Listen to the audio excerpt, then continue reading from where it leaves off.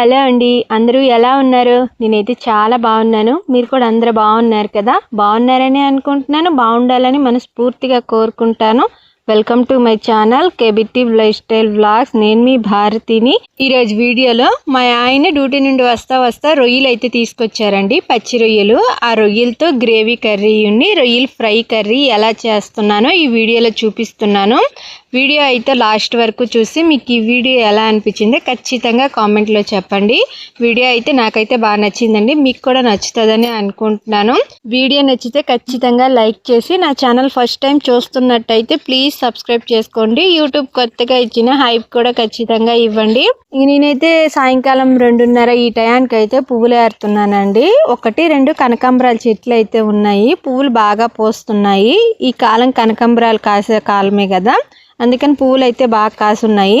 నా చిన్న జుట్టుగా అయితే సరిపోతాయి పువ్వులు అయితే ఏరేయడానికి ఏరేస్తున్నాను, కానీ ఇవి ఎప్పుడు అల్లుతానో ఎప్పుడు పెట్టుకుంటానో తెలీదు. నాకెందుకు పువ్వులు అల్లడం అంటే చాలా బద్ధకం అండి. అస్సలు అల్లను. ఎవరైనా అల్లిసి ఇచ్చినా సరే మంచిగా జడ వేసుకుంటేనే పువ్వులు పెట్టుకుంటాను, లేకపోతే పువ్వులు పెట్టుకోను అనమాట. నాకు అంత బద్ధకంగా అనిపిస్తుంది పువ్వుల విషయంలో. ఇంక నేనైతే ఈరోజు పువ్వులు అయితే ఏరేసాను. పువ్వులన్నీ కూడా ఇన్నే వచ్చాయి, కొద్దిగానే వచ్చాయి. అల్లుకుంటే నా జుట్టుకి మాత్రం సరిపోతుంది, నా చిన్న జుట్టు కదా. ఈ కొద్దిగా పువ్వులు కరెక్ట్గా సరిపోతాయి. ఇంకా మా ఆయన కూడా డ్యూటీ నుండి అయితే వచ్చారండి. మా ఆయన డ్యూటీ నుండి వచ్చేటప్పటికి టైం అయితే 3-3:30 ఈ టైం అయితే అయ్యింది. ఆ టైంలో అయితే డ్యూటీ నుండి వచ్చారు. మా ఆయన ఇప్పుడు డ్యూటీకి వెళ్ళి 3-4 రోజులు అయితే అయ్యింది. నెల్లూరు నుండే వస్తూ ఉందరు. మధ్యదారిలో రొయ్యలు కనిపించాయి, బాగున్నాయి కదా అనేసి నాకు ఫోన్ చేసి అయితే అడిగారు, రొయ్యలు తీసుకొచ్చానా అనేసి. నేనైతే తీసుకోరమ్మన్నాను. మా అత్త ఏమో రొయ్యలతో పాటు ఒక 1/4 కిలో దాకా చికెన్ కూడా తీసుకోరమ్మంది. మా మామయ్య రొయ్యలు కూర తినరండి, అందుకనేసి మా మామయ్య కోసం ఒక 1/4 కిలో చికెన్ తీసుకొచ్చారు. మా ముగ్గురికి రొయ్యలు తీసుకొచ్చారు. ఇంకా బ్యాగులు ఇవన్నీ కూడా నా చేతికి ఇచ్చేస్తున్నారు. కొన్ని సామాన్లు కూడా ఇంట్లోకి కావాల్సినవి చిన్నవి తీసుకొచ్చారు, ఎక్కువేం కాదు. నేను చెప్పాను ఫోన్ చేసి, అవైతే తీసుకొచ్చారు. దాంతోపాటు చికెన్ని రొయ్యలు తీసుకొచ్చారు. ఇగోండి రొయ్యలు తీసుకున్న దగ్గర నీట్గా క్లీన్ చేయించేసి అయితే తీసుకొచ్చేసారు. నేను ఒక 2-3 సార్లు కడుక్కుంటే సరిపోతుంది. అంటే ఈ రొయ్యలకి పైన ఏదో నరం ఉంటుంది కదా, అది మెయిన్ తీయడం చేత కావాలి. అది తీస్తేనే రొయ్యలు క్లీన్ చేయడం వచ్చినట్టు. నాకైతే ఈ రొయ్యలు క్లీన్ చేయడం అస్సలు రాదండి. అందుకని మా ఆయన ఈ రొయ్యలు కొన్ని దగ్గర నీట్గా క్లీన్ చేపించేసి ఇంటికి తీసుకురమ్మన్నాను. ఈ రొయ్యలు కిలో తీసుకున్నారు. మొత్తం క్లీన్ చేసేటప్పటికి 1/4 కిలో రొయ్యలు అయితే అయ్యాయి.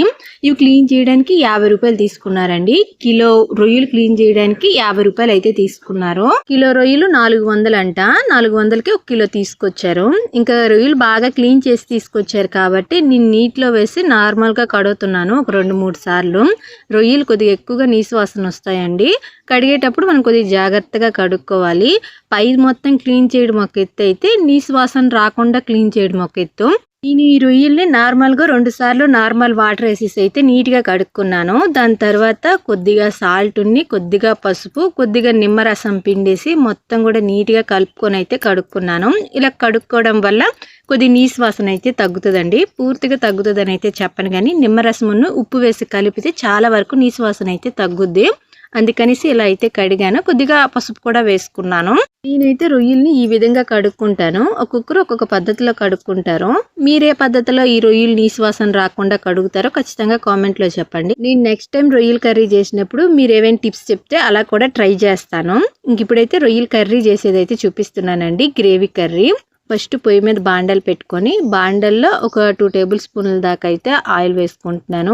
ఆయిల్ కొద్దిగా వేడయిన తర్వాత నీట్గా కడిగి పక్కన పెట్టుకున్నాను కదా రొయ్యలు, నీరేమీ వేసుకోకుండా కేవలం రొయ్యలు మాత్రమే ఆ నూనెలో వేసుకుంటున్నాను. రొయ్యల్లో చాలా ఎక్కువగా నీరు శాతం ఉంటుందండి. రొయ్యల్లో ఉండే నీరు మొత్తం బయటకు వచ్చేసి ఆ నీరు మొత్తం ఇనికిపోయేంత వరకు గ్యాస్ మధ్యలో సిమ్లో పెట్టుకొని మధ్యలో ఐలో పెట్టుకొని అయితే ఈ రొయ్యల్ని ఉడికించుకోవాలి. ఇంకా నేను కొద్దిగా రొయ్యలు అయితే పక్కకి తీసుకున్నానండి, ఎక్కువేం కాదు, కొద్దిగా రొయ్యలు ఫ్రై చేయడానికి అయితే తీసుకున్నాను. ఇంక నేను రొయ్యలు పెట్టిన 10 నిమిషాలకే రొయ్యల్లో ఉండే వాటర్ మొత్తం కూడా బయటకు వచ్చేసింది. చూడండి ఎంత వాటర్ వచ్చిందో, చాలా ఎక్కువ వాటర్ ఉంటాయి రొయ్యల్లో. ఆ వాటర్ మొత్తం ఇనికిపోయి మనం నూనె వేసుకున్నాం కదా, ఆ నూనె మాత్రమే కనిపించేంత వరకు రొయ్యలను అయితే ఉడికించుకోవాలి. దాని తర్వాత ఆ నూనె నుండి రొయ్యలను అయితే పక్కకి తీసేసుకోవాలండి. చూడండి నేనైతే అన్నీ కూడా పక్కకి తీసేసుకుంటున్నాను. ఇంక నేనైతే ఒక చిన్న టిప్ అడుగుతున్నానండి. అది నాకు అసలు ఎలా క్లీన్ చేయాలో అర్థం కావట్లేదు. ఇప్పుడు నేను కర్రీ వండుతున్నాను కదా! ఈ బాండల చుట్టూ కూడా ఎక్కువగా నల్లగా కనిపిస్తుంది. ఆ నలుపు పోవాలంటే ఎలా క్లీన్ చేయాలో ఒక చిన్న టిప్ చెప్పండి. చాలా రోజుల నుండి ఎలా క్లీన్ చేయాలో అర్థం కావటం లేదు. బాండలు చూడడానికేమో బానే ఉంది గానీ, లోపల మొత్తం కూడా నలుపు వచ్చేసింది. ఆ నలుపు ఎంత దోమినా సరే పోవట్లేదు. మీకేమైనా టిప్స్ తెలిస్తే ఖచ్చితంగా కామెంట్ చేయండి. నేను అది ఖచ్చితంగా ట్రై చేస్తాను. నేను రొయ్యలు ఉడికించుకున్నాను కదా, అదే బాండ్లు మళ్ళీ ఒకసారి పొయ్యి మీద పెట్టుకున్నాను. ఆ బాండల్లో కొద్దిగా ఆయిల్ మిగిలింది, అందుకని అదే బాండ్లు పొయ్యి మీద పెట్టేసి బాండల్లో మళ్ళీ కొద్దిగా ఆయిల్ వేసాను. ఆయిల్ వేడయిన తర్వాత సన్నగా కట్ చేసుకున్న ఉల్లిపాయలు వేసుకున్నాను. ఒక 2-3 దాకా చెక్క మొగ్గ వేసుకున్నాను. దాని తర్వాత సన్నగా కట్ చేసుకున్న పచ్చిమిరపకాయ వేసుకున్నాను. ఇవంతా కొద్దిగా కలర్ మారిన తర్వాత ఒక 2 టేబుల్ స్పూన్ దాకా అప్పుడే దంచిన అల్లం తెల్లుల్లి పేస్ట్ వేసుకున్నాను. అల్లం తెల్లుల్లి పేస్ట్ పచ్చివాసన పోయేంత వరకు వేగించుకున్న తర్వాత కొద్దిగా పెద్ద పెద్ద ముక్కలు టమాటా ముక్కలు కట్ చేసుకుని అయితే తాలింపులో వేసేసుకున్నానండి. టమాటాలు ఒక 4-5 దాకా అయితే కట్ చేసి వేసుకున్నాను. గ్రేవీ కర్రీ కాబట్టి టమాటాలు కొద్దిగా ఎక్కువగానే వేసుకున్నాను. కొంతమందికి టమాటాలు అన్నీ ఎక్కువ వేసుకోవడం ఇష్టం లేకపోతే 2 లేదా 3 వేసుకోవచ్చు. నేనైతే కొద్దిగా ఎక్కువగానే వేస్తానండి గ్రేవీ కర్రీ దేనికైనా సరే టమాటాలు. కొంతమంది ఇంకా ఎక్కువగా వేస్తారు, దగ్గర ఒక 10 టమాటాలు కూడా వేస్తారు. నేను అన్ని వేయను కానీ ఒక 5-6 టమాటాలు అయితే వేస్తానన్నమాట. నేను అన్నీ కట్ చేసుకొని అయితే ఇప్పుడు తాలింపులో వేసాను. టమాటా పూర్తిగా తాలింపులో మగ్గనివ్వాలి. మూత పెట్టేసి ఒక 10 నిమిషాలు మగ్గనిచ్చాను. దాని తర్వాత ఒక టేబుల్ స్పూన్ దాకా కారం వేసుకున్నాను. దాని తర్వాత గరం మసాలా ఒక టేబుల్ స్పూను, ఒక టేబుల్ స్పూన్ దాకా ధనియాల పొడి, కొద్దిగా మిరియాల పొడి వేసుకున్నాను. నేను ఆల్రెడీ టమాటా మగ్గించుకునేటప్పుడేనే కొద్దిగా సాల్ట్ని కొద్దిగా పసుపు వేసుకున్నాను. అందుకని ఇప్పుడు ఏం వేసుకోలేదు, అప్పుడు చెప్పడం మర్చిపోయాను. అవైతే అప్పుడు వేసేసుకున్నాను, ఇప్పుడు వేసుకోలేదు. ఇంకా వేసుకున్న మసాలాలన్నీ టమాటాలు బాగా కలుపుకున్న తర్వాత వేగించి పక్కన పెట్టుకున్నాను కదా, రొయ్యలు వేసుకున్నాను. రొయ్యలు మొత్తం టమాటా గ్రేవీలో బాగా కలిసేలాగా కలుపుకున్న తర్వాత గ్లాస్ నీరు వేసుకున్నాను. నీరు వేసుకున్న తర్వాత మొత్తం నీట్గా కలిపేసుకొని మూత పెట్టేసి ఒక 10 నిమిషాలు అయితే ఉడికించుకోవాలి. రొయ్యలు అయితే ఆల్రెడీ మనం ఇందాకే ఉడికించుకున్నాం కాబట్టి ఎక్కువసేపు ఉడికించుకోని అవసరం లేదు. ఇప్పుడు నీరు వేసాం కదా, ఆ నీరు మొత్తం ఇనికిపోయి గ్రేవీ బాగా చిక్కబడేంత వరకు ఉడికించుకుంటే అంతేనండి, రొయ్యల కూర రెడీ అయిపోయింది. ఉప్పు కారం సరిపోకపోతే ఇప్పుడే చెక్ చేసుకుని మళ్ళీ ఒకసారి వేసుకోవచ్చు. ఇంక ఇప్పుడైతే రొయ్యలు ఫ్రై కోసం పక్కకు తీసాను కదా, ఆ రొయ్యలు అయితే ఇప్పుడు కలుపుకుంటున్నాను ఫ్రై కోసము. ఆ రొయ్యలో కొద్దిగా పసుపుని, కొద్దిగా సాల్ట్, కారము, ధనియాల పొడి, గరం మసాలా వేసుకొని అంతా కూడా నీట్గా కలుపుకుంటున్నాను. నిమ్మకాయ రసం కూడా ఇప్పుడు వేసుకోండి, చాలా బాగుంటుంది. కలుపుకునేటప్పుడు మరీ గట్టిగా ఉంటే కొద్దిగా వాటర్ వేసుకొని, మరీ లూజ్గా కాకూడదు. ఇక్కడ నేను చూపిస్తున్నాను కదా అలా కలుపుకోవాలి. లూజ్గా అయితే ఉప్పు కారం రొయ్యలకు పట్టకుండా సపరేట్గా ఉండిపోతాయి. అందుకని కలుపుకునేటప్పుడు ఎక్కువ నీరు వేయకుండా లైట్గా నీరు వేసుకొని అయితే కలుపుకోవాలి. కలిపేసి ఒక పావు గంట లేదా అరగంట సేపు పక్కన పెట్టుకుని దాని తర్వాత ఫ్రై కూర చేసుకోవాలి. ఇంక ఇప్పుడైతే నేను కొద్ది చికెన్ తీసుకొచ్చారన్నాను కదా, చికెన్ కూడా మొత్తం ఉప్పు కారం అంతా వేసేసి అయితే కలుపుకొని పక్కన పెట్టుకున్నాను. ఒక గంట సేపు చికెన్ తేగానే కలిపేసి పక్కన పెట్టుకున్నానండి. చికెన్ కలుపుకున్న తర్వాత ఒక గంట పక్కన పెట్టుకుంటే కూర చేసుకునేటప్పుడు కూర మంచి రుచిగా వస్తుంది అనమాట. అందుకని కలిపేసి ఒక గంట సేపు పక్కన పెట్టేసుకున్నాను. రొయ్యల కూర వండడం అయిపోయిన తర్వాత చికెన్ కర్రీ, రసము, ఇంకా రొయ్యల ఫ్రై ఇవన్నీ చేద్దాం అనుకుంటున్నాను. నేను ఈ రొయ్యల గ్రేవీ కర్రీ ఒక 15 నిమిషాలు సిమ్లో గ్యాస్ పెట్టుకొని అయితే ఉడికించుకున్నాను. అలా ఉడికించుకున్న తర్వాత కూర బాగా చిక్కగా అయ్యింది. కూర అయితే చాలా బాగా వచ్చిందండి, నాకైతే భలే నచ్చింది. నేను ఎక్కువ సార్లు అయితే ఈ రొయ్యల కూర ఏం తినలేదు. రొయ్యల కర్రీ కూడా నేను ఎక్కువ సార్లు ఏం చేయలేదండి, అసలు ఇప్పుడు దాకా చేయలేదు. చేయడం ఒక్కసారి చూసాను అనుకుంటా అంతేని. ఇప్పుడు దాకా అయితే నేను ఎప్పుడు చేయలేదు. ఇప్పుడు చేసినప్పుడు కూడా చాలా వరకు యూట్యూబ్లో చూసి కొద్దిగా నా ఐడియాలతో ప్రకారం అయితే చేశాను. కూర అయితే చాలా బాగా వచ్చింది. కూర నీట్గా దగ్గరగా ఉడికిపోయిన తర్వాత దించేసి మూత పెట్టేసి అయితే పక్కకు దించేసుకున్నాను. తర్వాత చికెన్ కూర కూడా పొయ్యి మీద పెట్టుకుంటున్నాను. చికెన్ కూర చాలాసార్లు వీడియోస్లో చూపించున్నానని నేను ఇప్పుడు చికెన్ కర్రీ ఎలా చేసుకుంటున్నానో చూపించలేదు. కాకపోతే కర్రీ చేస్తున్నానని మీకు చూపించడానికి మాత్రమే చిన్న వీడియో క్లిప్ అయితే తీశాను. ఈ చికెను కేవలం మా మావయ్య కోసమేనండి. మా మావయ్య చేపలకు సంబంధించినవి ఏవైనా సరే, అవి రొయ్యలు కానీ, పీతలు కానీ, చేపలు కానీ ఏవైనా సరే తినరు అనమాట. అవి ఎండి చేపలు అయినా సరే తినరు. తింటే ఎందుకో ఒళ్ళు జీల వస్తుంది అనేసి అంటారు. అందుకని ఎప్పుడు కూడా చేపలకు సంబంధించినవి అయితే పెద్దగా తినరు. అందుకని మేము ఎప్పుడు చేపలు తెచ్చుకున్నా సరే మా మావయ్యకి ఒక్కరికి మాత్రమే ఒక 1/4 కిలో దాకా చికెన్ తీసుకొస్తామన్నమాట. ఇంక ఇప్పుడు ఆ చికెన్ అని పొయ్యి మీద అయితే పెట్టాను. ఇంకా నాకు ఒకరు కామెంట్లు అడిగారు, మా ఆయనకి అన్నదమ్ములు కానీ అక్క చెల్లెలు కానీ ఎవరో లేరా అనేసి. మా ఆయనకైతే అన్నదమ్ములు ఎవరూ లేరండి, ఒక్కడే కొడుకు. కానీ మా ఆయనకు ఒక చెల్లెలు అయితే ఉంది, నాకు ఒక ఆడపడుచు అయితే ఉంది. అంతేనండి. మళ్ళీ మళ్ళీ అడుగుతున్నారని అయితే ఈ వీడియోలో చెప్పాను. ఆల్రెడీ ఒక 2-3 వీడియోస్లో నాకు ఒక ఆడపడుచు అయితే ఉందని చెప్పాను. కాకపోతే మరిదులు, తోటికోడలు ఇలాంటి వాళ్ళు అయితే ఎవరూ లేరు, ఎందుకంటే మా ఆయన ఒక్కడే కొడుకు కాబట్టి. ఇంకా చికెన్ కర్రీ కూడా బాగా ఉడికిపోయిందండి. చికెన్ కర్రీ కూడా చాలా అంటే చాలా బాగా వచ్చింది. ఇంకా మీకు ఫస్ట్లో ఒక టిప్ అడిగాను కదా, అది మాత్రం చెప్పడం మర్చిపోకండి. మీకు తెలిస్తే మాత్రం ఖచ్చితంగా కామెంట్లో చెప్పండి. అదేనండి, బాండలు కొద్దిగా నల్లగా ఉన్నాయి కదా కళాయిలు, ఆ నలుపు పోవాలంటే ఎలా క్లీన్ చేసుకోవాలో మీకు ఏదైనా టిప్స్ తెలుసుంటే మాత్రం ఖచ్చితంగా చెప్పండి. నేను మళ్ళీ ఒకసారి అడుగుతున్నాను, మర్చిపోతారేమో అనేసి. తెలిస్తే చెప్పండి. ఇంక ఇప్పుడైతే రొయ్యల ఫ్రై కూడా చేసుకుంటున్నాను. రొయ్యల ఫ్రై అయితే చాలా సింపుల్గా చేసుకోవచ్చండి, చాలా బాగుంటాయి. రొయ్యలు గ్రేవీ కర్రీ కాడికి రొయ్యలు ఫ్రై చాలా తినడానికి అయితే బాగుంటాయి. నాకైతే ఇవి చాలా అంటే చాలా బాగా నచ్చాయి. కాకపోతే ఎక్కువ చేయలేదు, మేము 4 ఉంటాం కదా, 4కి కరెక్ట్గా 2 లేదా 3 వచ్చేటట్టు మాత్రమే సపరేట్గా రొయ్యలు తీసాను. కిలో రొయ్యలే తీసుకొచ్చారు కదా, అందుకని కొద్దిగా మాత్రమే ఫ్రై చేయడానికి పక్కకు తీసాను. అవి ఇప్పుడు పొయ్యి మీద బాండలు పెట్టేసుకొని, అదే పెనం పెట్టేసుకొని, పెనం మీద కొద్దిగా ఆయిల్ వేసి, ఆయిల్ వేడయిన తర్వాత ఈ రొయ్యలు ఒక్కొక్కటి ఆయిల్లో అయితే వేసుకుంటున్నాను. ఇవి చాలా తొందరగా ఫ్రై అయిపోతాయండి, వాటర్ ఏం అవసరం లేదు. ఎందుకంటే ఈ రొయ్యల్లోనే చాలా ఎక్కువగా వాటర్ శాతం ఉంటుంది. ఆ వాటర్ మొత్తం పూర్తిగా ఇనికిపోయేటప్పటికి ఈ రొయ్యలు బాగా లోపల వరకు అయితే కుక్ అయిపోతాయి, తినడానికి కూడా మంచి రుచిగా అనిపిస్తాయి. నాకైతే ఈ ఫ్రై మాత్రం చాలా అంటే చాలా బాగా నచ్చింది. రొయ్యలు గ్రేవీ కర్రీ బాగున్నాయి సరే ఎక్కువగా తినలేము, అంటే కొద్దిగా తినేటప్పటికే ఎగుటుగా అనిపిస్తుంది. కానీ ఈ రొయ్యలు ఫ్రై కర్రీ మాత్రం చాలా ఎక్కువగా తినగలము, అంత బాగుంటుంది.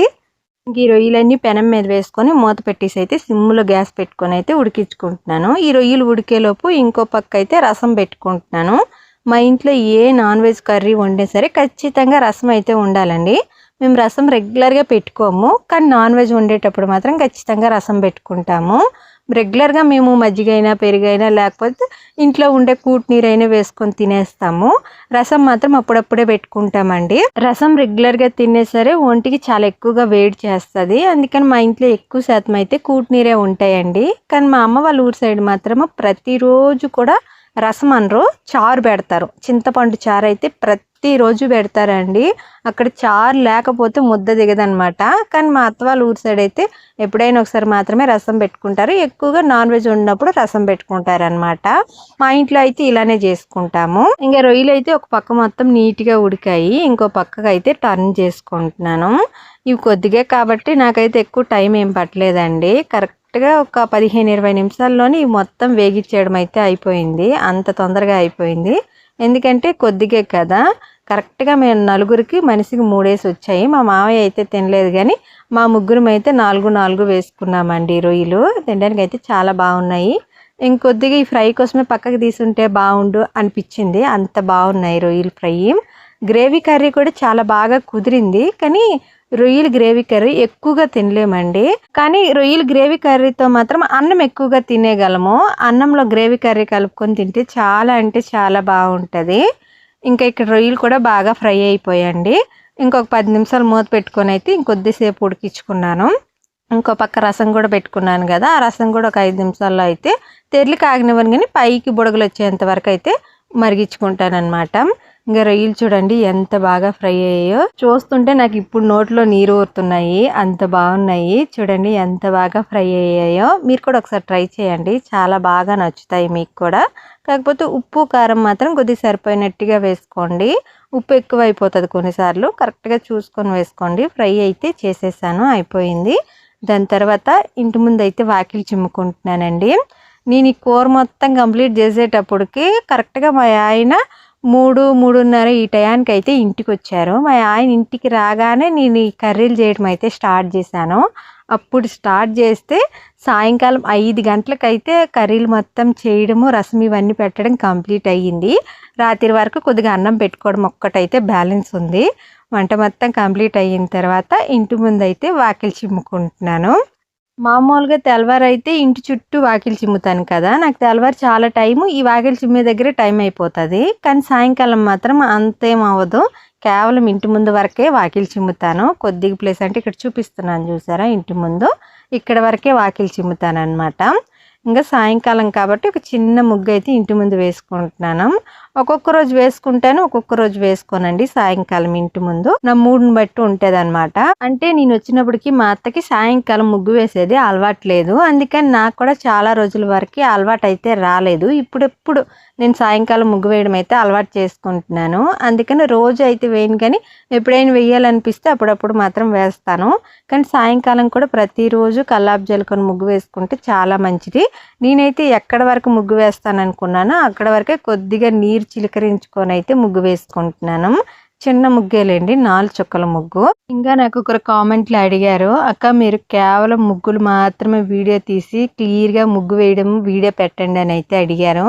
నేను కేవలం ముగ్గు మాత్రమే వీడియో తీసి అయితే పెట్టలేనండి, ఎందుకంటే నాది ఎక్కువగా డైలీ రొటీన్ ఉంటుంది. నా సబ్స్క్రైబర్లు అందరూ కూడా నా డైలీ రొటీన్ చూడడానికి ఎక్కువగా ఇష్టపడతారు. నేను వేసిన ముగ్గులు నాకు తెలిసి ఎక్కువ మంది అయితే చూడరు, అందుకని కేవలం ముగ్గులు మాత్రమే వీడియో తీసి అయితే పెట్టలేనండి. కాకపోతే నా డైలీ రొటీన్లో చాలా వరకు నా వీడియోస్లో అన్నిట్లో కూడా ముగ్గు అయితే ఉంటుంది అనమాట. ఇంకా ముగ్గు వేయడం అయిపోయిన తర్వాత ఇల్లు అయితే చిమ్ముకుంటున్నాను. నేను ఇల్లు చిమ్ముకునేటప్పటికి టైం అయితే 5:30 6 ఈ టైం అయితే అయిపోయింది. కొద్దిగా లేట్ అయిపోయింది, లైట్గా చీకటి కూడా అయిపోతుంది. ఇల్లు చిమ్మడం అయిపోయిన తర్వాత పొయ్యి మీద వేడి నీరు పెట్టుకొని వేడి నీరు కాసి ఇంట్లో వాళ్ళందరము స్నానాలన్నీ అయిపోయిన తర్వాత అందరం కూడా అన్నం తినడానికి అయితే కూర్చున్నామండి. ఫస్ట్ అయితే నేను ఏమేమి చేశానో చూపిస్తున్నాను. వేడి అన్నము, ఇంకా కొద్దిగా చికెన్ కర్రీ, ఇది మా మావయ్య కోసం మాత్రమే చేశాను చికెన్ కర్రీ.